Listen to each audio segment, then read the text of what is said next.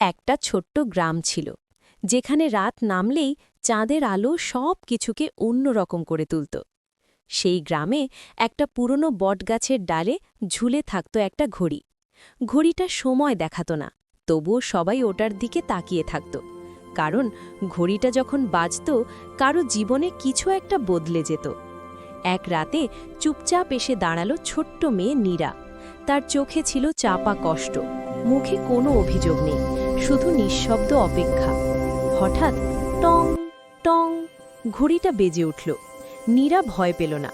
ঘড়ি থেকে ঝরে পড়ল আলো, আর সেই আলোতেই ফুটে উঠল তার হারিয়ে যাওয়া হাসি। ঘড়িটা যেন ফিসফিস করে বলল, কখনো কখনো আমরা হারাই খেলনা নয়, বন্ধু নয়, হারিয়ে যায় নিজের ভেতরের আলো। সেই রাতের পর নীরা বদলে গেল। সে আবার হাসতে শিখল, স্বপ্ন দেখতে শিখল। গ্রামের মানুষ লক্ষ্য করল ঘড়িটা আর আগের মতো বাজে না, কারণ ঘড়িটা সময় গুনত না, ঘড়িটা অপেক্ষা করত মানুষের অন্ধকারের। যখন কেউ নিজের আলো খুঁজে পেত, ঘড়ির আর কোনো কাজ থাকত না। একদিন দেখা গেল বটগাছ আছে, চাঁদ আছে, কিন্তু ঘড়িটা নেই।